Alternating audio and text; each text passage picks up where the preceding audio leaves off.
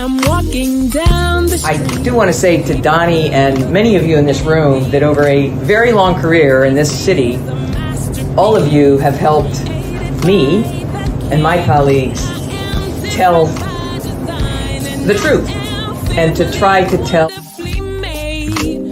I may not look like you and you me, but Put my hat up. I'm South Carolina, so I just... What does this event mean to you, Miss Peggy Moss? Oh, my heart, Happy 20th anniversary. my heart is about loving up on my sisters. Do you know what it feels like to have your sisters in the room? Done. And dare to be different and unique. I'm gonna be the best me I can be by letting His glory shine through. I am beautiful, I am blessed, but not just what you see in the flesh. I'm free from people, free from myself. There's a The doctor lived next door to the janitor to the reverend and the lawyer. We were together. Now we get so high and mighty that you create stress for your society because you don't like poor black folks either. That's a health problem. Get yourself together so I can stop being taking care of geriatric people and get back to pediatrics. I thank you, Doni, for all you've done. Let's keep doing it all the more. letting His glory shine through. Dare to be you, dare to be me, dare to be different and unique. I'm gonna be the best me I can be by letting His glory shine through. And I dare you, I dare you, I dare you to be you. First name's Doni, last name's Glover. In it to win it for the long haul, baby. I hope that you are well. Okie dokie. So, I'll tell you how I spent the morning. Had an opportunity to go to the Baltimore Collegiate Academy for Boys, and it was a beautiful experience. It was the first time I've made it there for back to school. As a matter of fact, I am actually one of those who was one of the people who were in the dark about the whole school. I just didn't know. Been doing so many things. School's about 8 years old now. I guess they're going into year 9. But nonetheless, Edwin A. Vent is the founder. I've heard the story of the people who helped him get it started. But today, what I was really proud to see were the brothers who showed up. And we were suited and booted, to say the least, to welcome the boys back to school for the first day. I remember the look on the boys' faces. The older kids seemed really excited. The younger ones, this one young man, he wouldn't smile to save the world. Boy, did it take me back. I don't know if I was smiling or not going in the first day of school, but I know what it meant to Edwin and the educators at the school to have men, black men, a couple white guys, a couple white men present to welcome these young men back to school. It was just absolutely beautiful. One of the greatest things I've ever been a part of was showing up around 7:15. Did I get there? Just as the boys were coming in, this one mom, she had about 5 young men in her car. And you could tell that she was very serious. She was very serious about school. And I can only imagine the conversation she was having with those 5 young men, 5 young boys, as they were pulling up to the school. But in all of that, I was just glad to be one of the men who were there. I was videotaping, obviously. It's on YouTube. Do check us out. By the way, thank you for tuning into this show. We did get an Emmy nomination back in February. We stream Monday through Friday on Facebook, LinkedIn, YouTube, and Twitter. And when you get the opportunity, if you haven't already, do pick up a copy of these books. Unapologetically Black, that was my first one back in 2015. And then I Am Black Wall Street, which came out in 2021. On that note, if you are an author and you're looking to promote your book, then send us an email and we'll discuss you coming on this show. The email is Doni, D-O-N-I, just like right here. How does this work? I could never get it right. Doni at bemorenews.com, D-O-N-I at bemorenews.com. Today's guest will be Kisha Brown. She'll be coming in shortly. She has a little one. And we'll be discussing this Brooklyn Homes shooting and the report, the after action report that came out. I was listening to Gabe Ortiz earlier as I was coming back from Baltimore School, Collegiate School for Boys. And this one caller called in and said he blamed the whole incident on the people.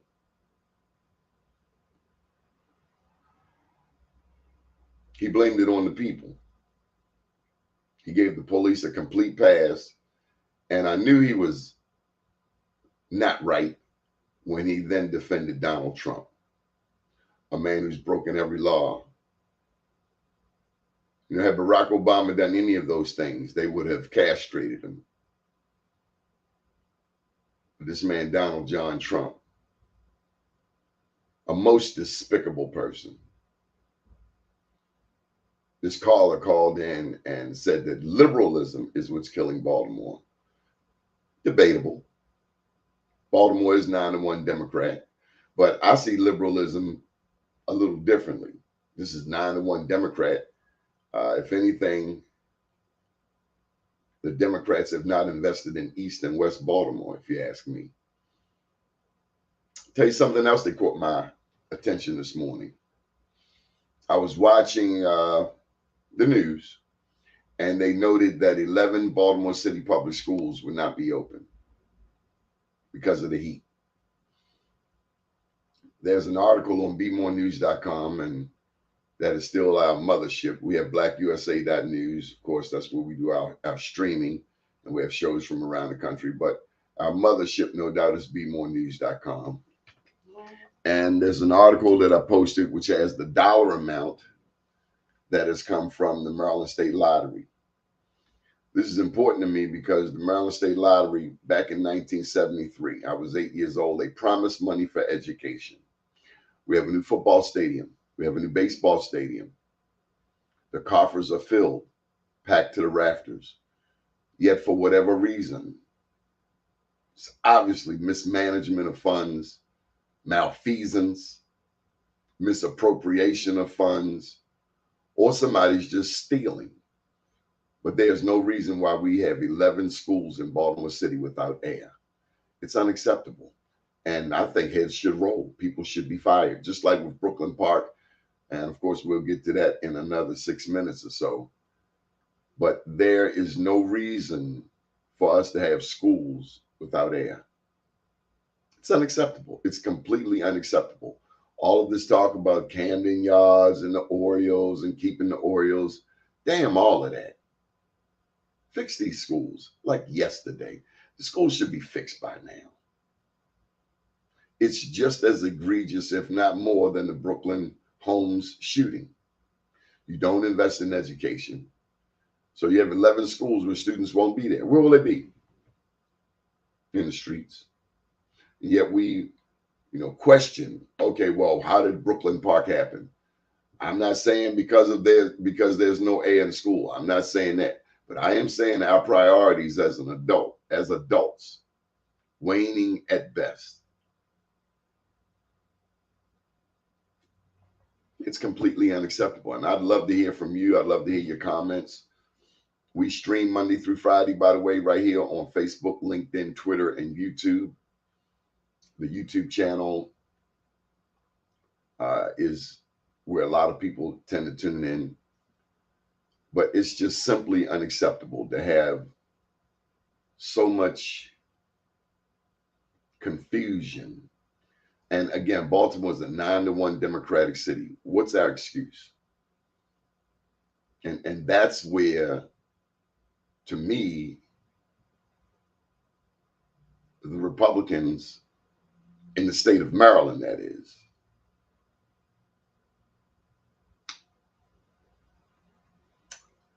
somebody's got to step up. Somebody's got to bring accountability to this 9-1 Democratic city, because it's a runaway train.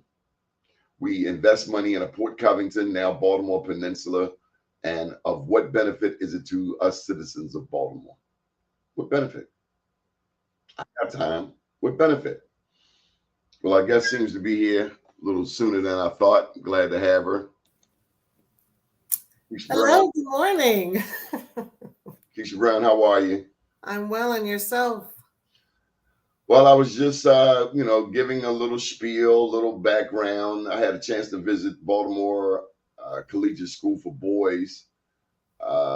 First day back to school. Some of the members of Black Professional Men were there. We were suited and booted. All right.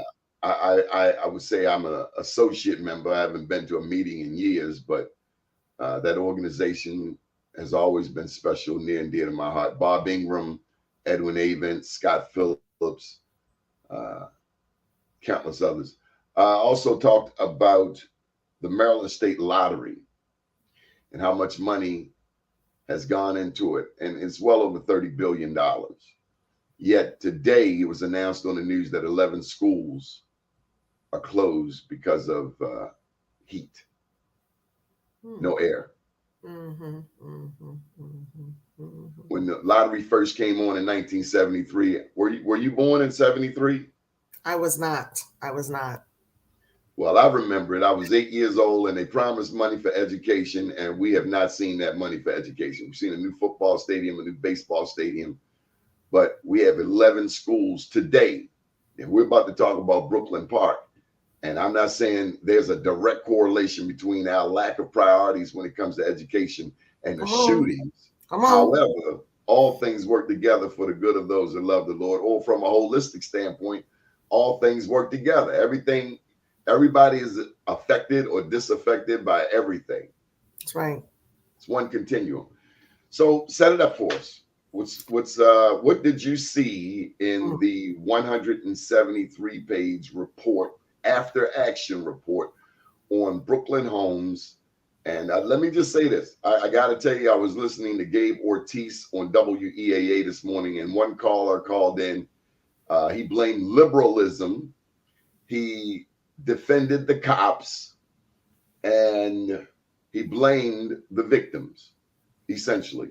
And I knew he was buck wild crazy when he started inserting the name of Donald John Trump. I mean, there are always those folks, right? Like, to me, they're non-factors, essentially. Like, that person, okay, thank you for your opinion. Now you can go have several seats. That's sort of that. Okay, so this report. Yeah, so, Mayor Scott required 4 agencies that had some sort of overlay, if you will, with Brooklyn Park, and saying, okay, I want you all to do an assessment. Right? I want you to give me the rundown of, from your perspective, what went down. So that included Baltimore Police Department. It included the Housing Authority of Baltimore City. It included the Mayor's Office of Neighborhood Safety and Engagement. And it included the Baltimore Emergency Management and Baltimore City Fire Department. So they sort of put the last 2 together. And then there was one department that was excused because they were like, we didn't really have anything to do with it, so they didn't have to provide a report. That one escapes me for now. But they had to talk about sort of the internal assessment, right, of what their response was from the whole timeline leading up to and following the horrific tragedy, right? So, and they had to identify their strengths and weaknesses and the breakdowns, and then also at the end provide lessons learned, identify recommendations to any changes that need to be done in policies or procedures or protocols. And so, you know, I have to say, like, this was super thorough in the sense that one, it's because something is, when it's created by government, right, it's transparent and that anybody is able to access it. Right, we pay for our government services, and therefore we should have access to all of the data that government creates, essentially. And so in this report, which, by the way, anybody can get online, you can go to, I think one of the easiest ways to find it is Google Brooklyn Homes Assessment. You'll see the mayor's press release. And in that press release is a link to the report, right? So anybody can go and download it. And I highly suggest it, right? Because it's one of the few times, Doni, that I've seen the police really break down in writing their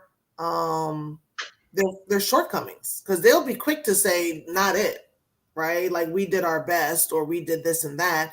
And I thought that the report really laid out so many different aspects of the timeline beforehand that pointed to the ineffectiveness and, quite frankly, the inattentiveness and the lack of attention to detail by the police.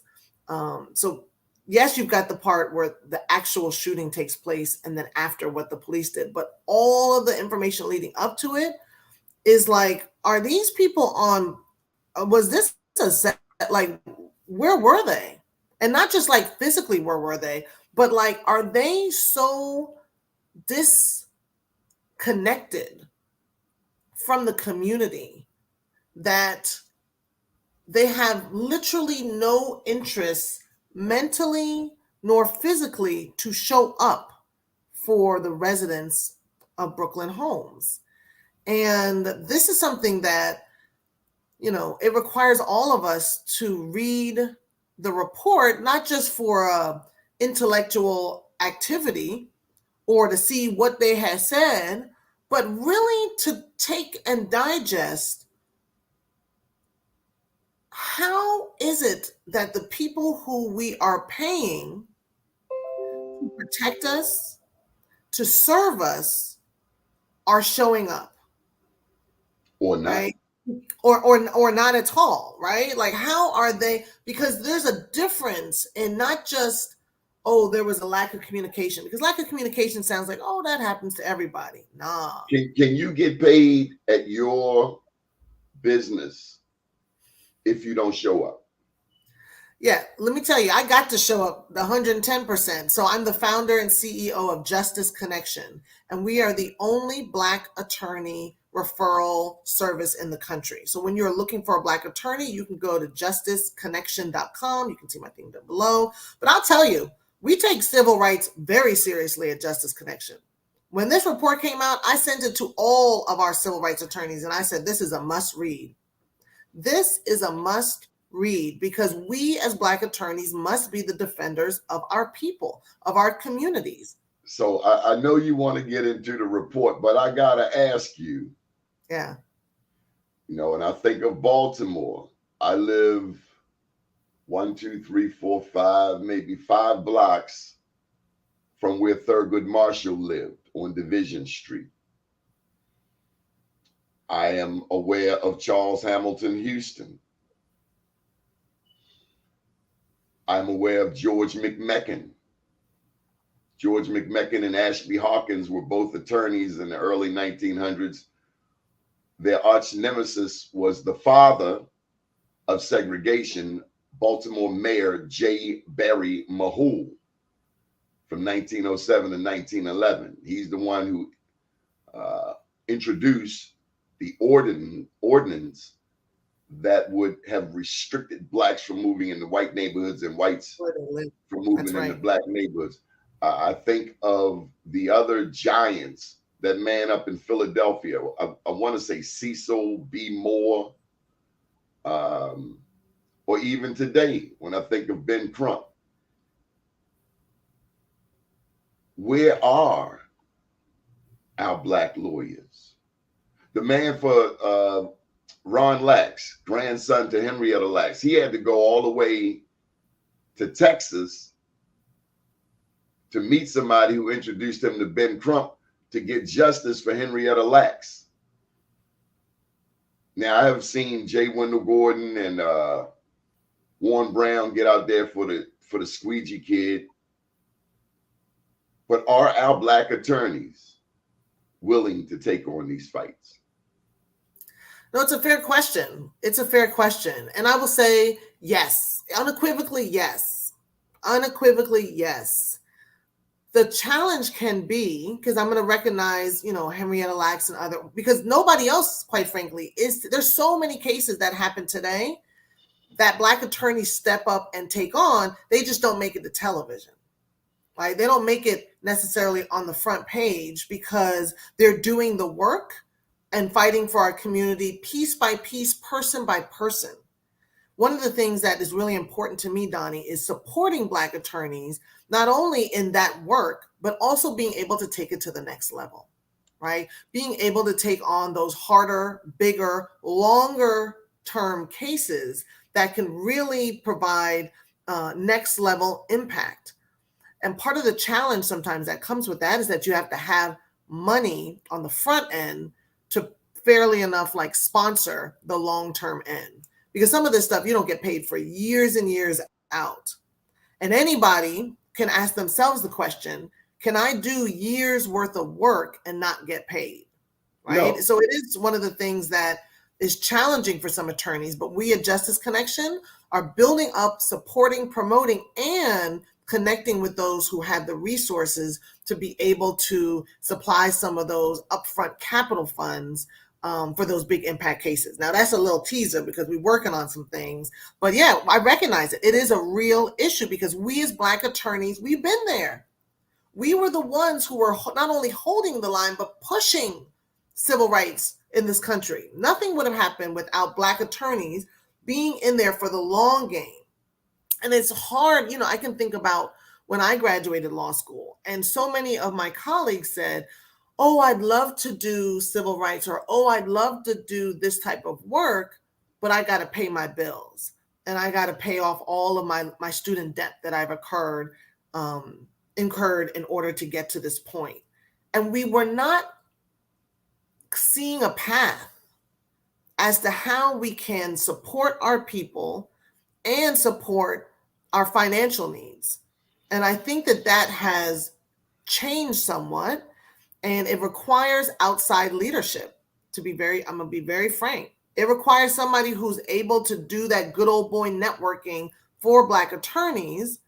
That's what Justice Connection does, so that the black attorneys can do the work, right? Because we need them more than ever. Everyone at Brooklyn Homes should be able to have someone to talk to about not just what happened on July 2nd, but literally what's happening every day there, right? The poor housing conditions, the police misconduct that happens, the employment discrimination, all of those things that chip away at their quality of life that they too are afforded. Just because you live in affordable housing doesn't mean that you can't live in a decent place or have a decent surroundings or not be harassed. So these are things that, as black attorneys in particular, we need the whole community around us, but black attorneys are charged with having the academic preparation. They got the cultural competency. Put those bad boys together and fight for our people. What stood out in the report to you? I'll say one of the things that stood out in the report for me was the police section, right? So the police section is the first section in the report, and that's the bulk of the report, interestingly enough, is the police section. And one of the things that the police did in their part of the report was they included a timeline right? In their report from sort of when they looking at, so an overview of the events and what their findings were. Their findings around staffing, around intelligence gathering, around decision making, community engagement, policy, and training. So they broke down all of these sections and they did it within a timeline and the sequence of events. And when you look at the different shifts who took, who came on and who came off, the communication between the police and the communication between the police and the community, it wasn't as if there was a breakdown in that communication. It was that the communication never existed, right? The police don't have a relationship. Not when I say police, I should say police officers who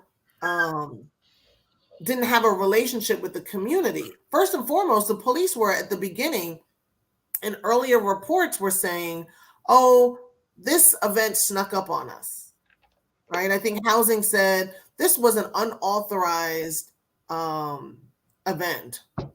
Now, Brooklyn's Home's been having this Brooklyn Day. So how did they not know? I'm sorry? Right. So how did they not know it wasn't coming? How did they know that? How couldn't they know? Why didn't they know? Yeah. Or they did know, and all of this has just been subterfuge to distract us from the fact that they didn't care. I think the two go hand in hand. That they didn't know. I have sat 2 blocks from here and watched a woman high on PCP naked in the street with a hacksaw while the police was directly across the street. This summer blew my mind. Yeah. Blew my mind. And the kids were videotaping her. And that was, someone asked me, well, why didn't you get in there and stop it? I'm not trying to get hit with a hacksaw. However, there is Baltimore's finest right there. Clearly, this woman needed some help. I've watched them look at people selling drugs. Now, I have seen an increase in police in the realm of drug, monitoring drug activity. I've seen arrests, but this Brooklyn Day thing, there's no excuse. Heads should roll. I agree. If folks are not just fired, but like completely dismantled in that district, as far as I think they should even be brought up on charges. Oh, totally. That's why I sent it to my attorneys and I said, look at this. Because you've got police saying, who were on the scene saying, this was after 10 o'clock, between 10 and like midnight. Oh, don't go in there lest you become the target. I'm sorry, you're the police. People have called. There were several calls that they noted. You heard these black mothers crying for help. There were calls before the incident. People That's were what I'm talking about. saying, yes, we see people with guns and knives. We hear gunshots. We have a problem. There were several calls. No one came. The dispatch operators, they were complaining too. You had the helicopters, and this was in some of the earlier reports. The people said the helicopters came and went, and they're right. The police later in their report said they had the helicopters out there. Helicopters are like, oh yeah, we see the people. Now, Doni, if 700 people are gathered, you call the National Guard. I mean, you have police there not to billy club people, but because of the sheer size of the crowd. To keep a handle on things, to make sure that if something does happen there and to prevent something from happening. But these folks chose not to even be present. They should not get paid. They should all be docked, and they should be unpaid until the investigation is complete. I cannot show up. I cannot not show up for work and get paid. Yeah. And have this type of tragedy happen on your hands. You know, this is more egregious than the 2016 election, where we had 1,800 voting irregularities in Baltimore City compared to 200 in the other 23 jurisdictions combined.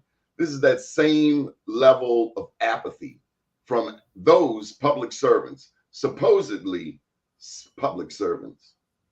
Well, I'll say this one ended in children getting shot and killed. Right? It is so when you ask about, like, there's so much in the report, quite frankly. I was shocked. So let me tell you, as you know, Doni, but in my former life, before running Justice Connection, I was the executive director of Baltimore City's Civil Rights Office. And in that capacity, I was over the Civilian Review Board, which had the sole, by law, now whether everybody likes it or believes in it, but on the letter of the law, had the sole authority to investigate the police. Very important. This is not the norm nationally. Right. Most police departments do not have civilian review boards. Most don't have subpoena power. We had very little funding, but I will tell you, I don't think I've ever seen such transparency in writing by the police. This report. In this report, right? They never wanted to admit to anything. They never wanted to write anything down. They never did anything wrong. They never wanted to follow up. This report sets the stage that you cannot look away. You cannot deny that these folks on purpose did not support this community, right? And so they in their own report say Brooklyn Day is a summer event organized by the residents during the summer. They includes music and food. Everybody loves a good block party. You know, you say, hey, this is what we're going to do. And they've been doing it since 2020. They've been doing this annually around the same weekend. So the end of June. And this one was on July 1st. Right? You know how the weekends shift up or whatever. This was on July 1st. The police said, oh, they didn't have any intelligence about it, except one post that their one of their internal units found. But as you know, when something is a block party like that, that's what people are talking about. Don't make sure what you bringing. All right, I'm gonna bring this. Don't be there on time. It starts at 5, which means we got to set up at 3. Right? People are talking about it. July 1, 7 a.m. to 5 p.m. Brooklyn Day event organizers and vendors begin arriving in and around the 800 block of Gretna Court and the 800 block of Clintwood Court. It goes from 7 a.m. This is a 5 p.m. timeline post. Crowds begin to form as the Brooklyn Day events commence. During this period, there's at least one BPD unit that is present on scene for a short time. 6:57 p.m. Call for service. A call comes in reporting a disorderly incident at a location near 10th and Rennick Court, close proximity to Brooklyn Day. Caller reports that it's Brooklyn Day and 2 vehicles are driving recklessly at the location. 8:13 p.m. Call for service. A call comes in reporting a vehicle accident. 8 p.m. CCTV cameras in the area show a very large crowd during this period. You mentioned in the pre-interview the CCTV. You said cameras. Tell them what you said. Baltimore has cameras. Oh, yeah. Baltimore got hundreds and hundreds and hundreds and hundreds and hundreds of cameras around the city. So they didn't need Facebook or anything else. We pay people with our tax dollars to watch these cameras. Mm-hmm. We pay people all over. So we pay people. So the police shared with us, I didn't know that this unit existed, but the open source intel unit is supposed to be looking at social media. They said they found one social media post and they sent it over. No one checked it out. That person should be fired if that's their job, because I can do that kind of job right from my home. But you know what, Doni? I said to myself, this is where how you can include community as opposed to keeping this blue wall. You could have two teenagers, come on now, from every district employed by the open source intel unit to look at social media all day and just share and pull out information that is deemed relevant according to X, Y, and Z. That's a job creator right there. It takes me back to Freddie Gray. You remember the role of social media in the Freddie Gray? It was all fabricated, puffed up by some, what do you call them, provocateurs.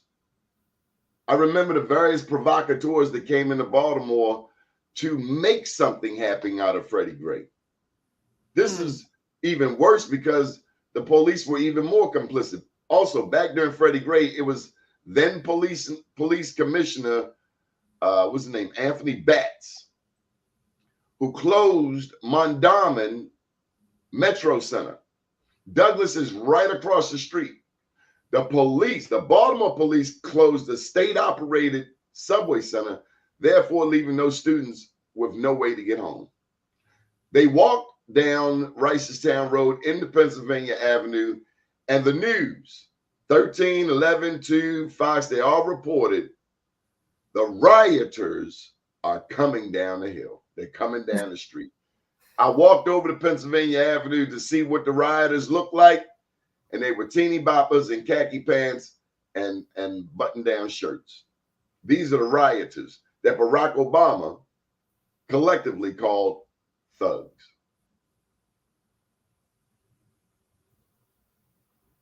It's the same stuff. And the police have taken a knee ever since Freddie Gray. I'm not surprised by Brooklyn Day. I see it all the time. And this is our reality. Why does this bother you, Kisha? Well, I think at my core, as so many parts, as a Black woman, as a mother, as an attorney, a resident. How long? It's just when we have to hold, these people are not going to hold themselves accountable. I don't believe it. You should see the look on your face. You're normally the most articulate ever, but ever since you've been, I don't know if the word is stunned. I looked up flabbergasted. It's not flabbergasted because you're not really surprised. I think you're confounded. You know what what this flashbacked me to was when I was at Legal Aid, and it was when I first became an attorney, and right across from City Hall, Legal Aid's right there in the corner on Lexington Avenue. And I remember the police arrested a 5-year-old. He was sitting on his uncle or father, somebody's dirt bike. He was 5'6", and they arrested him. His mother was there, took him into the back of the police car, and drove away with him. And I remember I didn't know many. I remember texting and calling and emailing and being like, what are we going to do? Like that to me was, and I still think about it, one of the most egregious acts was just, what are you must have lost your mind. How old was the kid? 5, 6 years old. Not older than 6. I remember. And I said to myself, these people are out of control. And when nothing happened, and when I mean nothing, I don't mean that mother and that family didn't fight for their child. I'm sure they did. But I mean everybody in the street before Freddie Gray, we should have been ready to tear this city up because of that one child who was treated in such a manner that dishonored his humanity as a child. And so when I started reading this report, to me, it just was glaring at how, and I don't work for the city anymore, so they don't care. They don't care, and they're not going to care by no recommend. I didn't even read through the recommendations. I'm going to tell you that. Because ain't no recommendations coming out of there that's really gonna get to the heart of what this is. They ain't no love for us. Would you agree that when the consent decree came down, it was like the system holding the cops accountable, where the avatar of the Baltimore cop is a white male?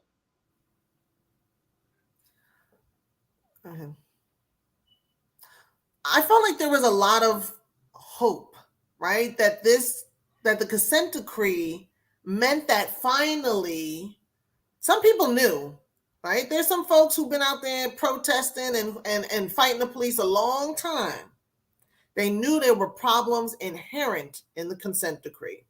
They were saying these things in private and in public meetings. But I think overall there was this hope that now you're going to have the big feds who are going to come in and there's going to be a whole structure that's long-term to hold them accountable. That it won't just be on the ground having to constantly fight them. We're going to have support from a bigger entity with more money, more authority. I feel like that was at least the hope behind it, right?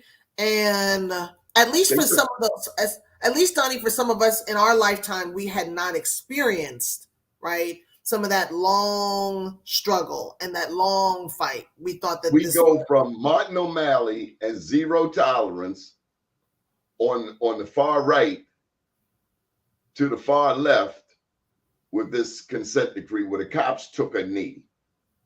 The cops have taken a knee. Yeah. The cops I don't disagree.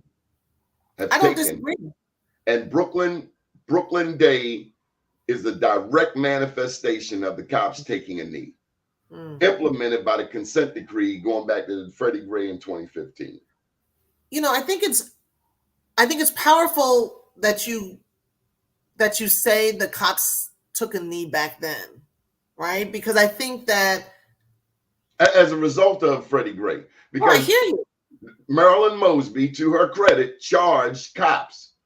What I never understood is that when the trial went down, the 3 black cops farthest away from the initial incident where the white cop put his knee in the young man's back and they dragged him to the paddy wagon, the 3 black cops, including Sergeant Alicia White, now captain, were the face, were the avatar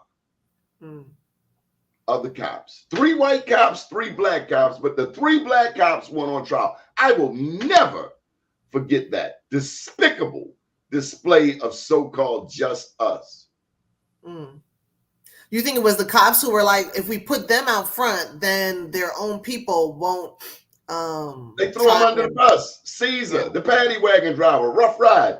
That was totally irrelevant. They put that knee in that boy's back. The boy was hurt from the beginning. Should have never been put in the paddy wagon. Ever. Should have went straight to the ambulance. 2 ambulances were called, but they never made it to the scene. And the cops took the cameras out of Gilmore Homes. The cops are dirty. Not all, but too many of them are dirty. Gun Trace Task Force. Ain't like somebody didn't know that money was going all the way up the top. Dope money? People trying to pay for private schools, vacation homes. We're not willing to do the hard work because the police, they have way too much influence in this city. Way too much. And to change that, you got to break up the infrastructure. Let me not even forget Officer Suter, Detective Suter. Found in an alley off Emerson Avenue. Never found the killer. The community says the cops killed him. Dirty cops in Baltimore. I know you got a busy morning and I want to respect your time. I'm sorry you can't stay. Look, I know we're going to have to loop this back. Look, I want to make sure that, look, if any of my attorneys decide to do something moving forward, I'm going to let you know, first person, because the way it's lined up in this report, we all need to be taking action. Unacceptable. We deserve better. Kisha, we appreciate you. Thank you for caring. Thank you for, I won't forget your post. You're a true Cancerian. You signaled the alarm. That's a true Cancerian. You signaled the alarm. Hey, something is wrong. Yeah. Something is fundamentally wrong right here. And I commend you, and whatever we can do to continue to support Justice Connection, we will. You are so necessary. So necessary. Please don't stop. Thank you. Thank you, And brother. I pray that some of those civil rights attorneys who have paid off their student loans, who are not afraid. Come on. Because I don't do fear. We talk all of that Christian stuff. God doesn't give me the spirit of fear. Well, act like it. This is egregious. That's Joe Carter's word, by the way.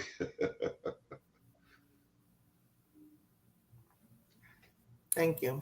And we got to hold these young people accountable too, and their parents. You know how you get the parents accountable? Hit them in the pocketbook. Your kid don't want to act right? Charge him every time. Charge him. There's some work we got to do amongst ourselves because they're not going to do it for us, right? That we have to look internal. I mean, one of the things the report shows is the ages of everybody who got shot. So it was 13 to 32 at 12:30 in the morning outside.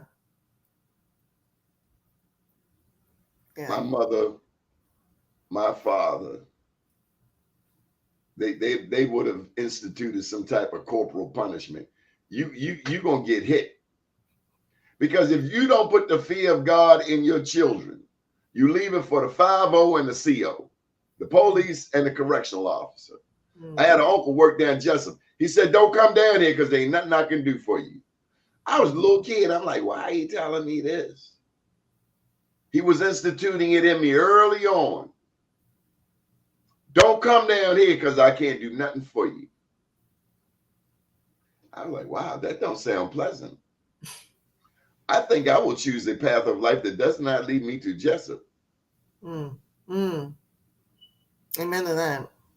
Thank you, Kisha. Yeah. Take care. Thanks for having me, Doni. Yes, ma'am. Well, there you have it, folks. Kisha Brown, Mr. Dr. Eric Kelly down in Durham, North Carolina, where there's a Black Wall Street. Let me just use this opportunity to plug my 2 books. Thank you for Kisha coming on. That was so powerful. Unapologetically Black. That's yours. That's yours truly in front of the White House. We will be there. Actually, I'll be with the Vice President on Saturday. Unapologetically Black. And I Am Black Wall Street. Both available on Amazon and Barnes & Noble. Do add to these books to your reading list. Thank you to all of our supporters. We will be back tomorrow. We're on Monday through Friday from 9 a.m. to 10 a.m. If you would like a show on this network, you can email me at Doni, D-O-N-I, at bmorenews.com. We have shows from around the country, including Oakland, New York, Washington, D.C. And we're going to talk again with our people down in Atlanta and Miami. My name is Donnie Glover. Good morning, world.